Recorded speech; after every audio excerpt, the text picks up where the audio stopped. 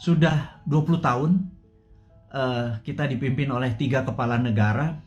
Kita belum juga per hari ini menjadi negara superpower, ya. Saya sengaja membuat kata-kata ini untuk semua berpikir, bukan mengkritik, bukan ngeledek, bukan nyinyir, tetapi sebuah realita. 3 tahun kita dengan Ibu Mega, kemudian 10 tahun kita dengan Pak SBY, kemudian ditambah saat ini Pak Jokowi 7 tahun. Jadi total 20 tahun. Pertanyaannya, apakah Indonesia sudah menjadi negara superpower dalam 20 tahun? Jawabannya, kita masih negara pengimpor, kita masih negara penghutang, kita masih bergantung yuan dan dolar. Apakah itu dikatakan negara superpower? Gitu ya. Defisit neraca perdagangan kita sama Tiongkok membesar, gitu ya. Produsen kita juga bukan barang-barang yang nilai tambah, tetapi masih bahan baku atau komoditi. Apa yang terjadi? Ini loh yang kita mau tanya. Wahai sahabat semua, yuk kita mikir bersama ya. Kita mikir bersama. 20 tahun kita sudah dipimpin oleh pemimpin besar. Ibu Mega adalah pemimpin wanita yang powerful. Pak SBY gitu ya, juga sangat powerful. 10 tahun dia memimpin. Kemudian Pak Jokowi juga sangat powerful, udah 7 tahun dan masih 3 tahun lagi. Total 20 tahun saat ini. Pertanyaannya kita, apakah sudah jadi negara superpower? GDP per kapita waktu Bu Mega itu adalah 1.700. Kemudian sama Pak SBY dibikin sekitar 3.700. Kemudian saat ini Pak Jokowi naik 15% lah. 7 tahun naik 15%, jadi sekitar 4.000-an gitu ya. Kalau Pak SBY naiknya 220%. Kemudian Bu Mega naik sekitar 15% 3 tahun. Jadi saat ini kita ulangi lagi, apakah Indonesia menjadi negara superpower selama 20 tahun 3 presiden ini berkuasa? Nah, kemudian di 2024 para calon-calon yang ada itu genre politiknya adalah mirip dengan ketiganya. Misalnya kita sebut aja Pak Prabowo, ya dia adalah ke Ibu Mega gitu ya. Kemudian ada AHY mungkin ya, itu dia ke arah Pak SBY. Kemudian ya ada nama-nama seperti Pak Ganjar, Erick Thohir dan lain sebagainya, seperti istana sekarang atau Pak Jokowi genrenya. Apakah dengan mereka menjadi presiden 2024 sekarang yang ada di etalase politik sekarang ini, apakah selama 20 tahun ke depan akan membuat Indonesia menjadi negara superpower? Tanya deh gitu ya. Anda kan ngefans tuh ya sama Pak Ridwan Kamil, ngefans sama Pak Ganjar. Nggak salah ngefans sama mereka. Saya juga ngefans loh, teman saya semua gitu ya. Tanya, 5 tahun dengan mereka, 10 tahun dengan mereka itu akankah membuat Indonesia menjadi negara superpower gitu ya. Nah, pertanyaan berikutnya. Emang ada negara dalam 20 tahun menjadi negara superpower gitu ya? Itu kan, ini Sontoloyo ngomong doang lu si Bosman ini. Emang ada negara dalam 20 tahun menjadi negara superpower? Oke. Saya ini saya pembaca buku cukup gila gitu ya. Dan dari video IG live terakhir dan hingga saat ini saya lagi membaca buku Deng Xiaoping the Transformation of China dari Ezra Vogel. Bukunya 700 halaman, saya baru baca 500 halaman. Very powerful sekali Deng Xiaoping ini. Dan ini yang saya mau ceritakan, apakah dalam 20 tahun emang ada negara menjadi superpower? Oke, jawabannya adalah begini. Sahabat semua, di tahun 1918 Perang Dunia Pertama berakhir. Dan disitulah Jerman kalah perang. Jerman harus menanggung hutang atau biaya Perang Dunia Pertama yang rusak tadi ke negara pemenang perang. Jadi sudah Jermannya miskin, Jermannya harus membayar kerusakan yang dia buat. Jadi Jerman kalahnya 2. Udah rata tanah di Jermannya, Jerman harus bayar utang. 1918. Kemudian 1933 Jerman menyerang Polandia.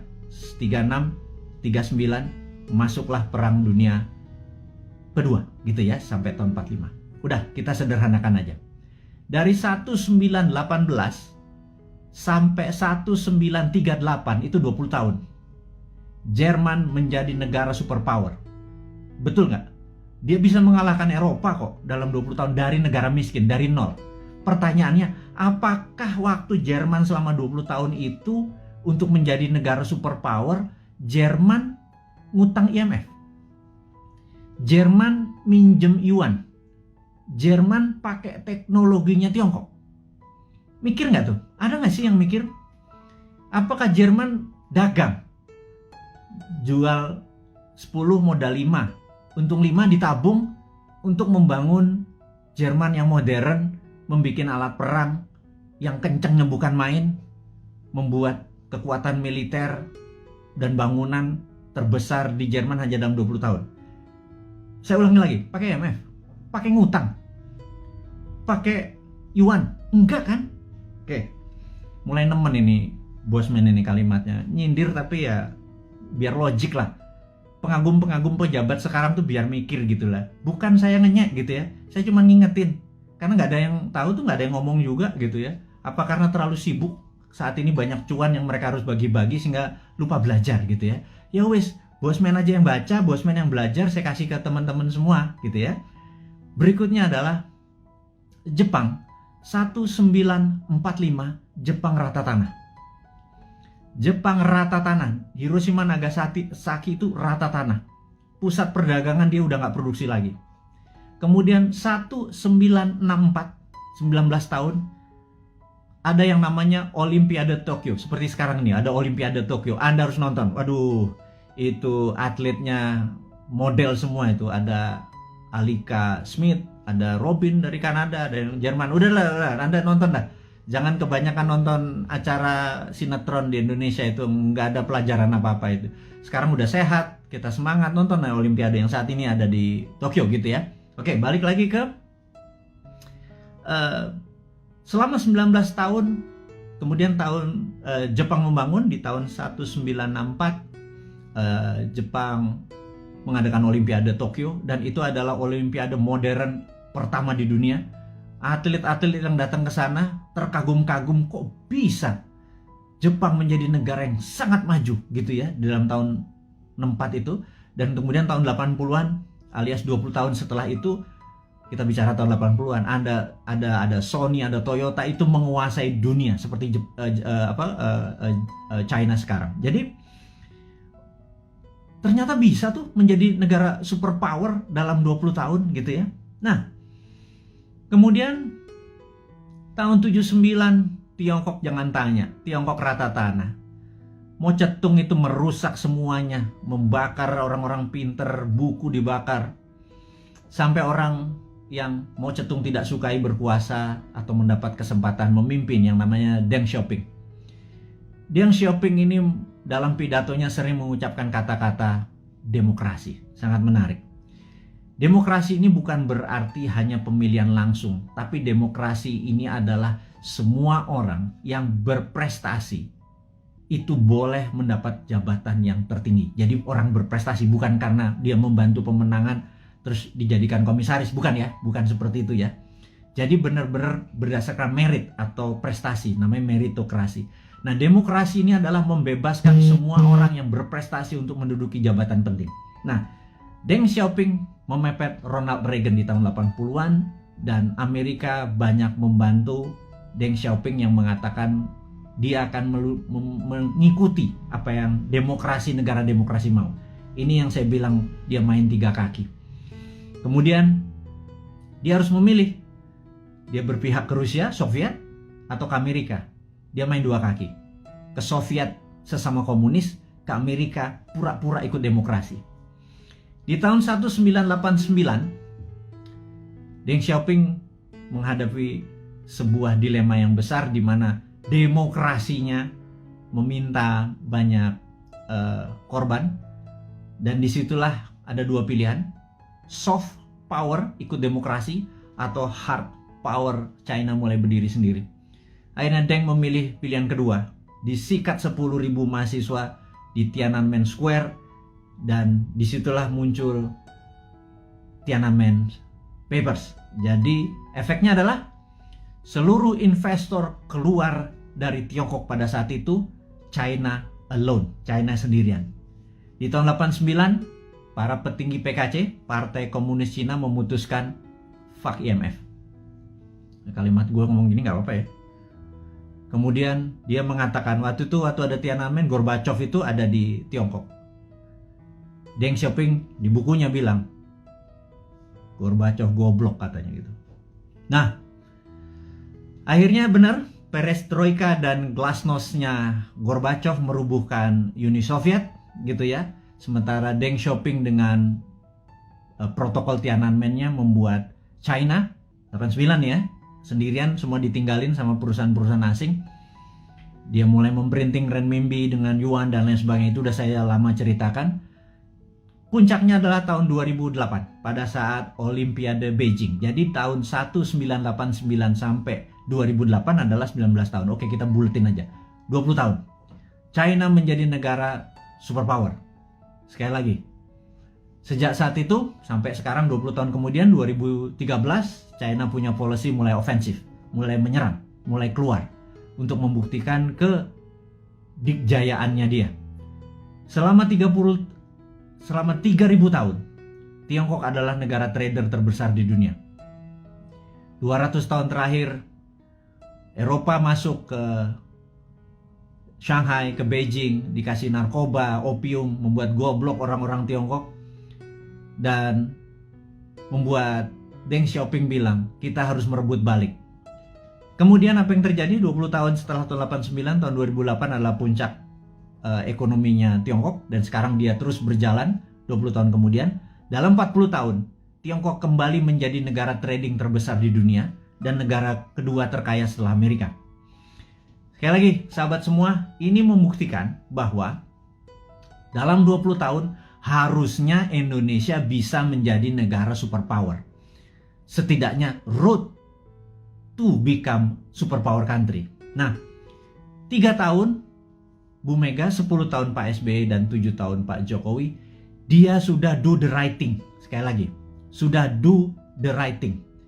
Ke depan, 20 tahun ke depan, sampai 2045, Indonesia untuk menjadi negara superpower, apakah genre old mind Anda masih mau pakai? Kalau Anda mau pakai ya silahkan, karena ini kan demokrasi, gitu ya. Tetapi kalau Anda mau memakai new mind, ini persis seperti apa yang Tiongkok lakukan, seperti Jerman lakukan, seperti Jepang lakukan. New Mind punya konsepnya. Monggo, yang menjadi presiden yang sekarang ada di etalase, monggo. Tetapi kalau mau pakai konsepnya New Mind, kita sudah lengkap. Inilah sahabat semua, sahabat-sahabat Bosman, kaum Sontoloyo dari Republik Sontoloyo ini. Saya minta Anda semua sekarang mempromosikan ini semua. Bukan karena Bosman mau jadi presiden. Enggak, lupakan. Nggak penting, yang penting kita cuma sejahtera. Untuk sejahtera itu harus punya konsep menjadi negara besar di tahun 2045, gitu ya. Nah, untuk itu sekali lagi sangat rinci. Gimana caranya? Yaitu contohnya adalah kita tahu UKM saat ini 97% angkatan kerja itu adanya di UKM. Saya ulangi lagi. 97% angkatan kerja itu ada di UKM. Gara-gara pandemi 9,7 juta sahabat kita menganggur. Karena Pak UKM yang terpukul. Berikutnya, UKM saat ini belum menjadikan karpet merah di fasilitas oleh pejabat negara. Karena kita belum bisa berdaulat UKM itu. Padahal ada lebih 50 juta UMKM ya, dari mikro, kecil, menengah, yang menghidupi 97% angkatan kerja. Jadi kalau angkatan kerja ini mau mendapatkan lapangan kerja, bukan perusahaan besar yang dikasih pendanaannya, tetapi perusahaan UKM, gitu ya. Nah, Santara saat ini hadir untuk membuktikan bahwa konsep New Mind itu berjalan. Dari kita untuk kita, dari sesama untuk sesama. Ingat, bendera putih adalah dari sesama untuk sesama. Kita nggak perlu IMF, kita nggak perlu Yuan, kita nggak perlu Jepang, kita nggak perlu Amerika, kita nggak perlu Tiongkok. Setuju ya? Dari kita untuk kita, itu bendera putih. UKM juga harusnya dari kita untuk kita. Jadi investor receh masuk 2 juta, 200 ribu, 500 ribu. tolong angkat itu UKM. Ada jutaan UKM yang mau kita angkat. Ada jutaan sahabat kita juga punya duit nganggur gitu ya. Gabungkan semua. Santara hanya platform. Santara bukan membuat UKM besar. Yang buat UKM besar ya para UKM-nya. Yang buat kaya adalah investor itu pilih UKM yang benar. UKM itu marginnya itu jauh lebih besar dari perusahaan-perusahaan besar. UKM itu untungnya bisa 30%, 40% gitu ya. Dan inilah yang saya harapkan teman-teman portfolio keuangan Anda. Sekali lagi, bagilah kalau Anda punya 10 juta, 9 juta Anda taruh dimanapun boleh. 10%-nya taruh deh di UKM. Anda membantu UKM, 10% membantu UKM. Kalau saat ini uang beredar adalah 6.000 triliun, 10%-nya masuk ke UKM atau 60 triliun. 60 triliun itu untuk menghidupi UKM itu adalah dari kita untuk kita. Itu kita negaranya berdikari, nggak kita jadi ekspor, kita nggak ngutang gitu loh. Nah, sahabat semua, di ulang tahun Santara ketiga dengan berapi-api si Bosman Sontoloyo ini ngapunten minta izin tanpa niat menyinggung siapapun, tetapi kita mengkritik diri kita sendiri bahwa yuk 20 tahun kita ucapkan terima kasih kepada pemimpin-pemimpin kita yang telah membawa kita ke saat ini, kita masih utuh negaranya. Dan ke depan kita harus mempunyai konsep baru. Konsep baru ini adalah yang kita akan lakukan adalah membangun akar rumput, gitu ya. Membangun akar rumput ini adalah bisnis akar rumput kita bantu, adalah investor akar rumput kita bantu. Jadi itu adalah informasi, dan ini terakhir berita internasional. Jadi ada 3 step tadi ya, lokal tentang pandemi, bahwa kita belum melihat pandemi ini akan berakhir sampai habis 17 Agustus sampai Agustus, belum melihat. Kalau ditambah tadi masih itu, jadi kita harus melakukan strategi-strategi. Tetapi, nah ini kita harus bicara tidak selalu sisi negatifnya. Selalu setiap hoax itu ada key, setiap jatuh itu ada naik gitu, setiap jatuh pasti ada peluang. Nah, sahabat semua, kita mau mengingatkan bahwa kapan moment of greatness dari Indonesia itu. Moment of greatness adalah mulai Oktober 2022. Bukannya jauh ya, itu angka dekat sekali. Kenapa? Karena G20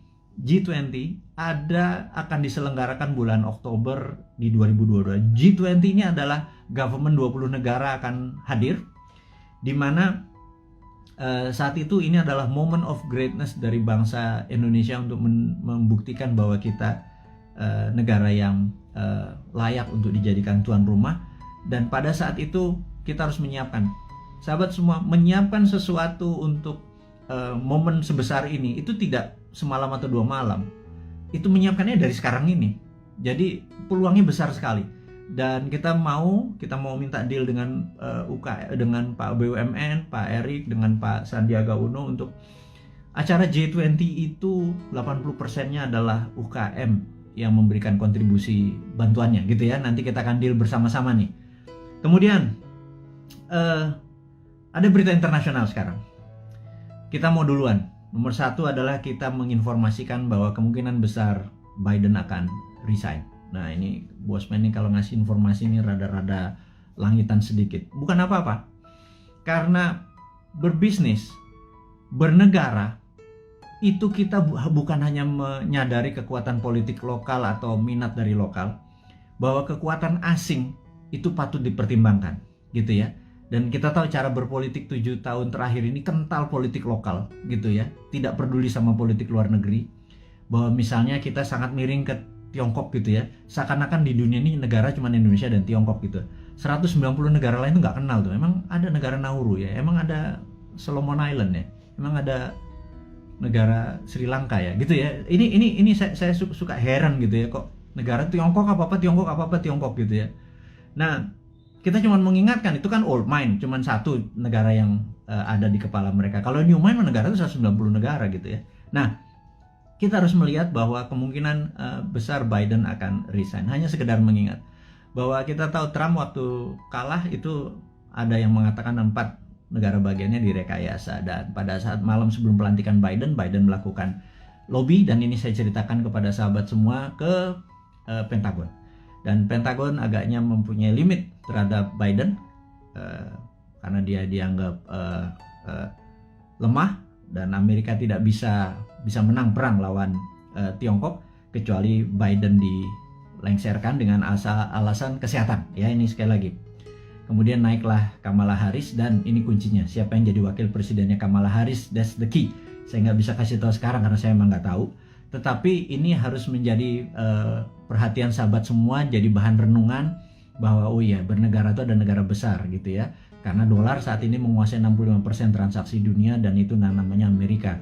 Yuan saat ini cuma 1%-an yang namanya Tiongkok gitu ya. Terus kenapa transaksinya pakai yuan, kita juga nggak ngerti kadang-kadang. Terlalu pinter mungkin ya, karena banyak prestasinya. Jadi kita yang nggak nyampe ilmunya.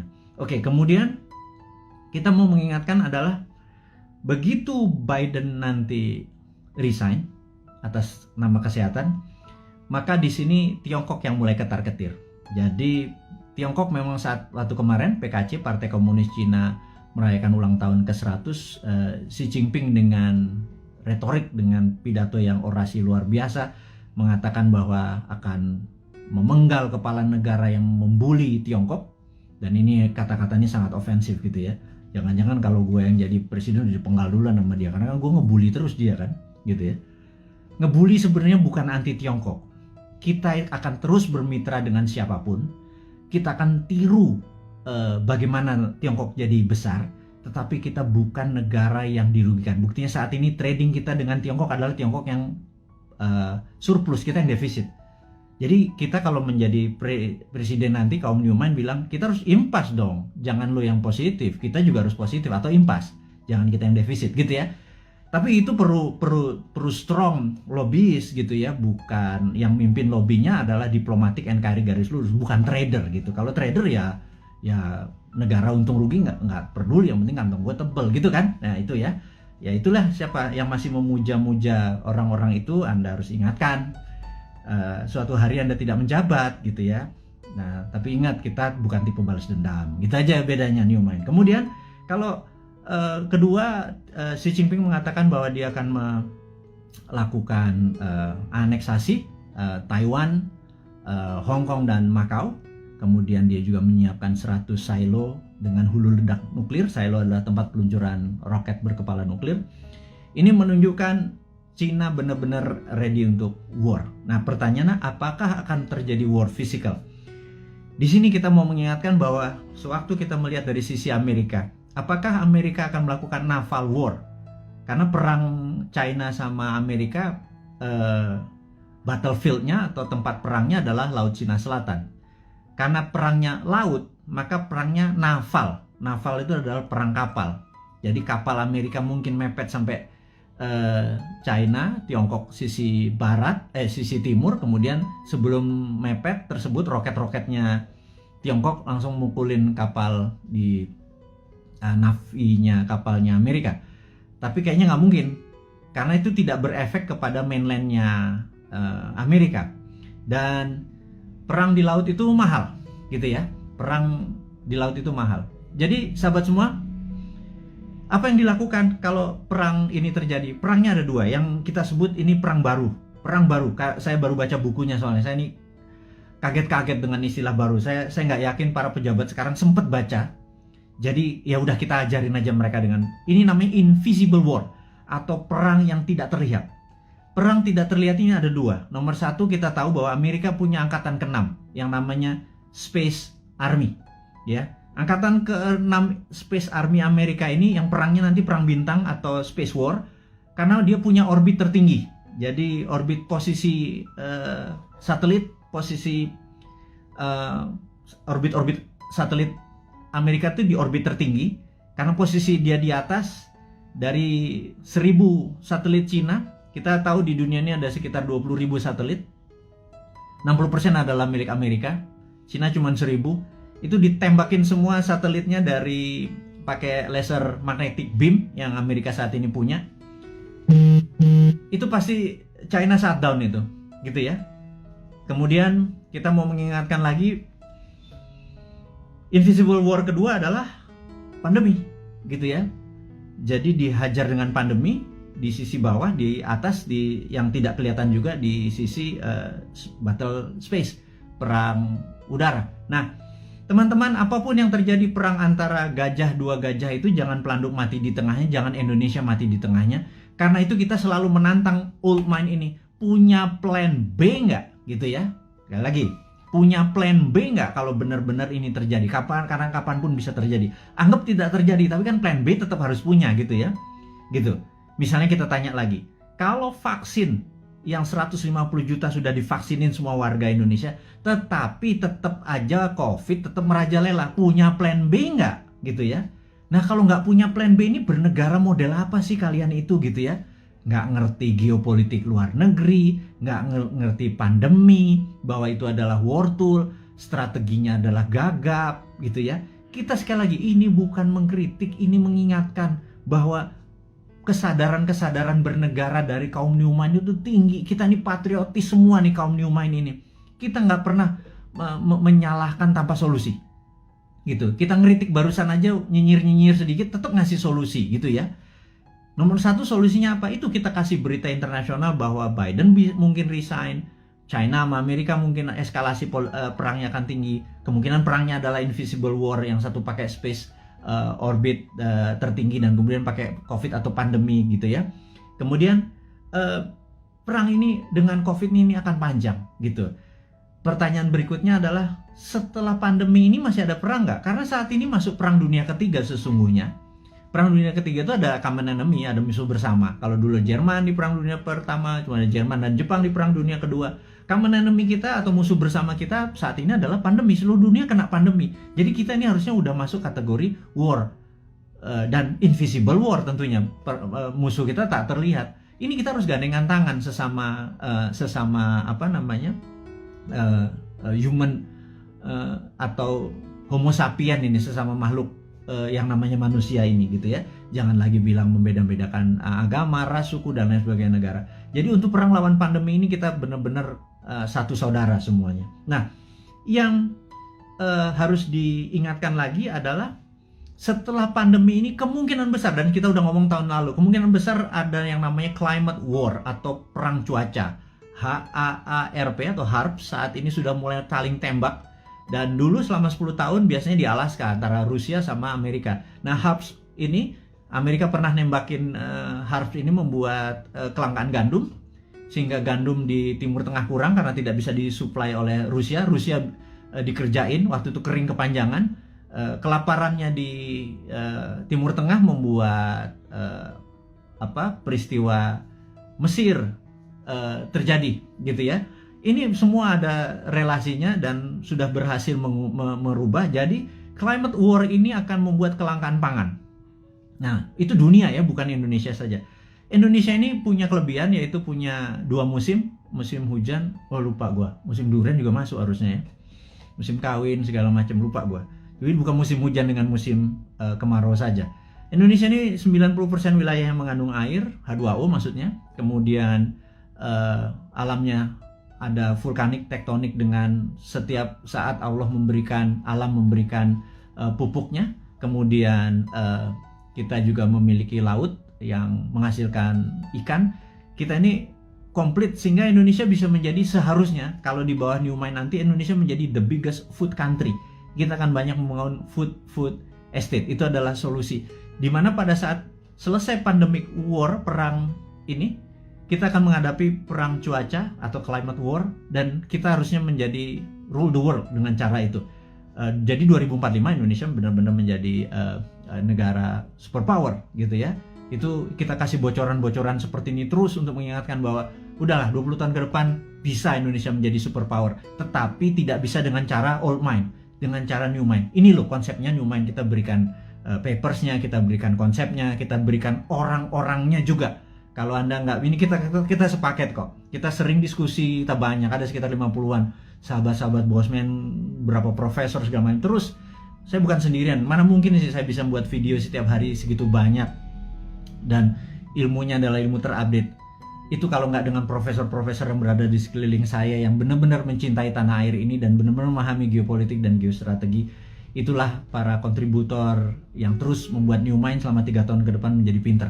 Yang saya harap sih sebenarnya saat ini kan masih 3 tahun, yang old mind minggir, sekitar 30 menteri minggir, menteri-menteri Newmind masuk gitu ya. Tapi ya benar-benar harus versinya Newmind. Nomor 1 misalnya BI kita bubarin di bawah, masuk di bawah Menteri Keuangan, jadi Dirjen Moneter gitu ya. Waduh, kalau kayak gitu mah, waduh, kita printing money, kita kasih ke UKM produksi tentunya, bukan UKM non produksi, UKM produksi dulu supaya nggak terjadi inflasi. Inflasi adalah kalau uang beredar tidak sama dengan produksi, jadi uang beredar harus sama dengan produksi. Berapapun uang dicetak selama produksinya sama tidak ada inflasi. Kecuali ilmu lama ya, ilmu supaya kita ngutang terus dengan IMF itu nggak boleh printing money, yaitu ilmunya old mind. Monggo silahkan, masih 3 tahun lagi. Atau mau sekarang mau dibantu sama kita boleh, minggirlah 30 orang itu atau minggir semua kabinetnya.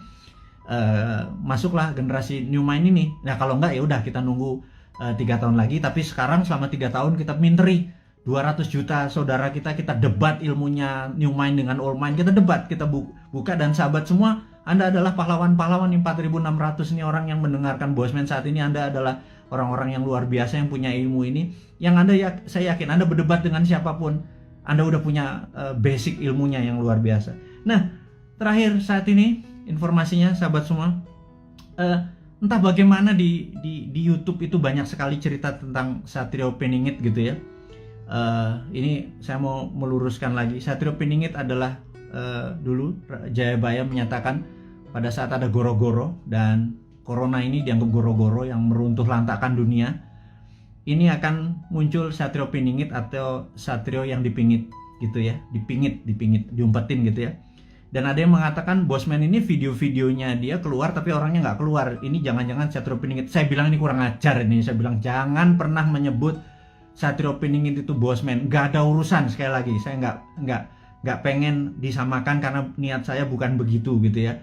Terus ada yang bilang bahwa Pak Soekarno itu Jawa Timur atau Majapahitan, Pak Harto Jawa Tengah atau Mataraman gitu ya. Kemudian Pak SBY adalah Jawa Timuran, Majapahitan, Pak Jokowi Jawa Tengah, Mataram. Sekarang sudah masanya balik lagi ke Jawa Timur, Majapahitan, Bosman arek Jawa Timur, terus cocok Majapahitan. Saya bilang lo gila lo, analisa kayak gitu jangan ya. Tolong hal-hal seperti begini jangan diucapkan karena itu nggak penting gitu ya. Memang itu folklore atau cerita rakyat. Tapi sekali lagi, nggak begitu. Yang jelas kita ke depan lebih mementingkan kebersamaan kita, dan siapapun yang jadi presiden nanti kalau bisa adalah mereka-mereka yang punya new mind. Jadi sahabat semua dimanapun Anda berada, saya ucapkan terima kasih sudah bersama-sama Bosman selama 1 jam ini.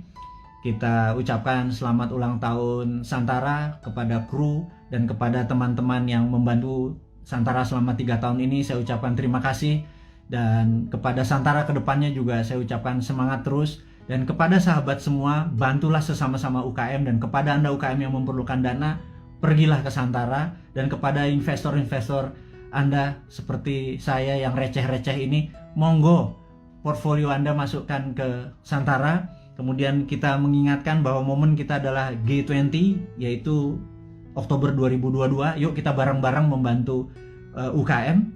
Kemudian kita tahu bahwa pandemi ini masih lama karena memang didesain atau pandemik atau pandemi yang diplan, yang direncanakan, ada yang ditarget. Kita terus menjaga kesehatan, dan kepada tenaga medis, tenaga kesehatan, kami semua di belakang Anda, jangan pernah menyerah. Terima kasih Anda sudah memberikan hati Anda, tenaga Anda. Saya dan kami cuma bisa mendoakan bahwa terbaik buat Anda, keselamatan buat keluarga Anda, terus menjaga kesehatan. Dan kepada sahabat semua di Indonesia dan dimanapun Anda berada, kaum NKRI garis lucu ini, teruslah mendoakan kita supaya menjadi yang terbaik.